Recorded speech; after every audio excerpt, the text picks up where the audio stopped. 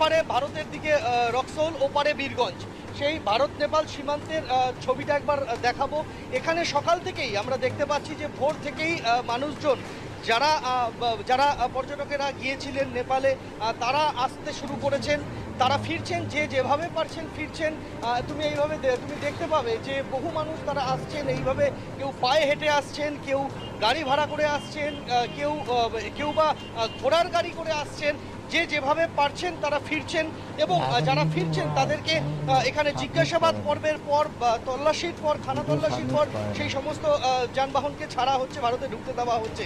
অন্যদিকে ভারতের দিক থেকে সমস্ত রকম যাতায়াত এই মুহূর্তে বন্ধ রাখা হয়েছে। কোনো ভারতীয় কে ওপারে নেপালের দিকে যেতে দেওয়া হচ্ছে না। এই যে তুমি দেখতে পাচ্ছ যে সেতুর সামনে আমরা দাঁড়িয়ে রয়েছি, এই সেতুটার ওপারে হচ্ছে নেপাল। ভারত নেপাল সীমান্তের একেবারে সীমান্তবর্তী শেষ অংশ।